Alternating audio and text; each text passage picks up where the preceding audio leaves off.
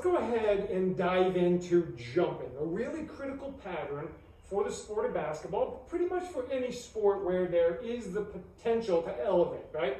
So we have a couple different ways of jumping, and then we have many variations. So I can either jump vertically, or I can jump horizontally. Now, I have iterations of those, right? I can leap forward or up and down, which means I go from one foot to the other. I can hop, so it's the same leg, up and down or forward. Now, I have all kinds of angles. I can jump laterally.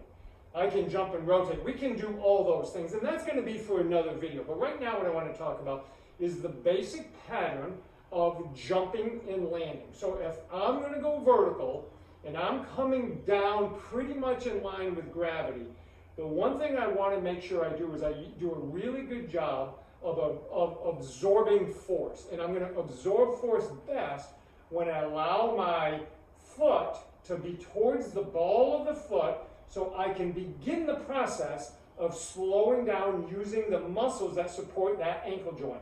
And then that's going to transfer up to my knee joint as that starts to flex, and that's going to transfer up to my hip joint. So when I land vertically, I want to make sure I'm to the forefoot, particularly on the ball of the foot, right? Just below the joint of the toe, right? The big toe. I don't want to be on the tip of the toes. I want to be on the joints below that, right? On the ball of the foot. So as I land off this jump, you're going to notice I'm going to hit on the ball of the foot first, and then I'll absorb, okay?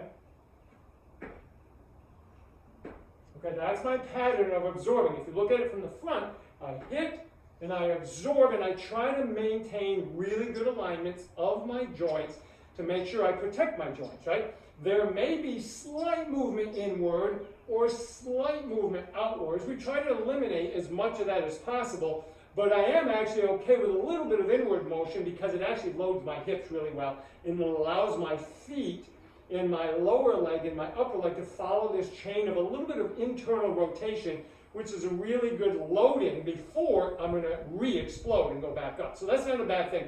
We just don't want to let it get too far from us, right? Now, what happens, though, if I jump forward?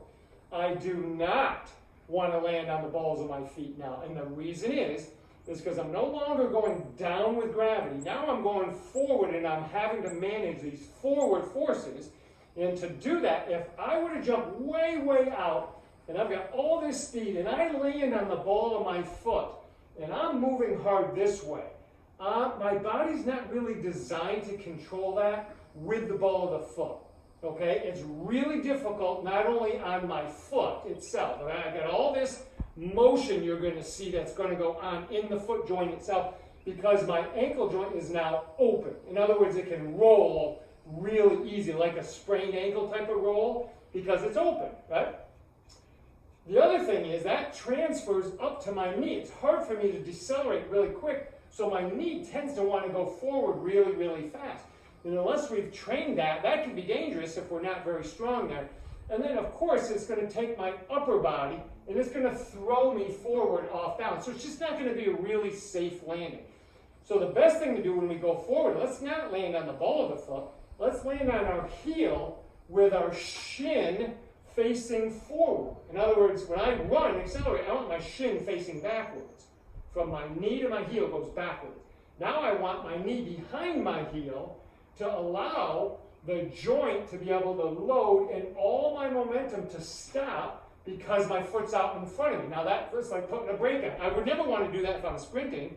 That slows me down. But when I want to slow down, I want to get to the heel, and then I allow my ankle joint, my knee joint, and my hip joint all to load and start decelerating. But notice, then I'll finish at the ball of the foot, where that's a good athletic stance, right? So it's going to look like this. Okay, so if I come at you, my heel's hip, and I absorb into the landing. I come out, and I hit and absorb. That is a really safe way to land. So let's recap. Vertical, we want to be on the balls of the foot first because we absorb through the ankle, the foot, the ankle, the knee, the hip very effectively because I'm fighting gravity straight down. But now I have momentum forward, and I have to not only fight gravity pushing me down, but all this momentum going forward. Now we want to go heel first and then absorb into the landing so that we're nice and safe. So there you go. 2 forms of jumps, okay, both from the jumping pattern. One's more horizontal, one's more vertical. And if you follow this instruction, now you can be safe when you add all the variations of jumping, leaping, hopping. We can jump and rotate, we can jump in all directions, and we can be safe.